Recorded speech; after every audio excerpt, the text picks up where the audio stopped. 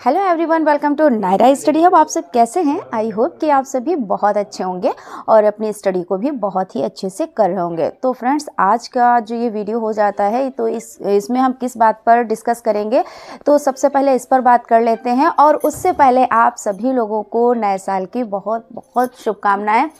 कुछ लोगों का जो ये बीत गया है साल और आने वाले नए साल में कुछ ही घंटे बाकी हैं, तो कुछ लोगों का जो ये साल था तो कुछ खट्टी मीठी यादें देकर जा रहा है। कुछ के साथ बहुत बुरा हुआ, फिर बहुत अच्छा हुआ।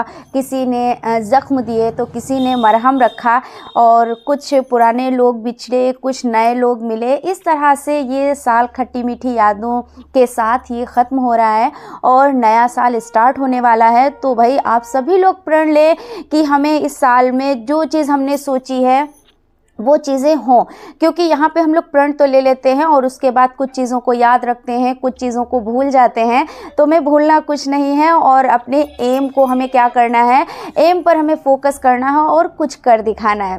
तो फ्रेंड्स, चलिए भाई स्टार्ट करते हैं आज का जो वीडियो हो जाता है। तो इसमें सबसे पहले हम लोग बात करेंगे कि आप लोगों को जो सेकेंड सेमेस्टर हो जाता है और फोर्थ सेमेस्टर हो जाता है तो उसमें तैयारी कैसे करनी है। क्यों ये बात हम क्यों बोल रहे हैं, ठीक है, तैयारी कैसे करनी है, क्योंकि अभी जो रिज़ल्ट आया, ठीक है, उसमें काफ़ी तादाद में जो प्रशिक्षु थे उनकी बैक लग गई। अब बैक लगने का मतलब यही हो जाता है कि तैयारी अच्छे से ना होना। और ज़्यादातर सब्जेक्ट में, यानी ज़्यादा कौन से सब्जेक्ट में बैक लगती है, तो ज़्यादातर मैथ और साइंस में लग जाती है। तो भाई आप लोग बहुत अच्छे से फोकस करें और बहुत अच्छे से तैयारी करें। क्योंकि आप लोगों के लिए बहुत ही ज़्यादा महत्वपूर्ण हो जाता है। और सबसे बड़ी बात ये हो जाती है कि जैसे हम जिस सेमेस्टर में हैं उस सेमेस्टर की भी तैयारी करते हैं और उसके बाद अगर बैक लग जाती है तो हमें पिछले सेमेस्टर की भी तैयारी करनी रहती है। तो हमारे पर क्या होता है, वर्क लोड हो जाता है, और वर्क लोड होता है तब हम लोग क्या होते हैं, टेंशन में हो जाते हैं। तो इन सभी चीज़ों को मद्देनज़र रखते हुए हमें क्या करना चाहिए, हमें अच्छे से तैयारी कंटिन्यू करनी चाहिए। ऐसा है कि टाइम तो नहीं मिलता है, क्योंकि कुछ लोग वर्क कर रहे होते हैं, है ना, और कुछ लोग होम में वर्क करते हैं। तो सभी का वर्क अलग अलग होता है, क्योंकि ये जो अपना जो ये टाइम चल रहा होता है तो इसमें सभी लोग बिजी होते हैं। लेकिन ये भी जो आपका भाई जो आपकी स्टडी है, आपने एडमिशन लिया है तो किस लिए लिया है, इसीलिए तो लिया है ना, हमें कुछ करना है, आगे बढ़ना है।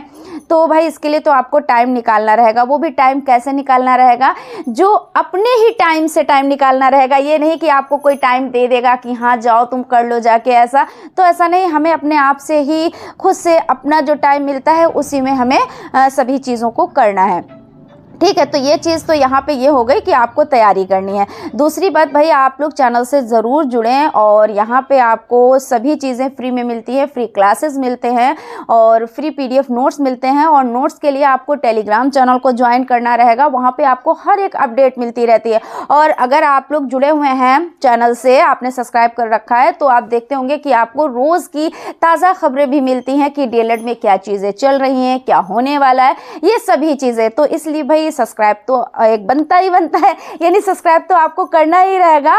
प्लस लाइक भी आप लोग जरूर कर दिया कीजिए, क्योंकि इससे क्या होता है, हम मोटिवेट होते हैं। और हमें आपसे क्या ही चाहिए, सिर्फ आपका सपोर्ट चाहिए और आपका प्यार चाहिए, है ना।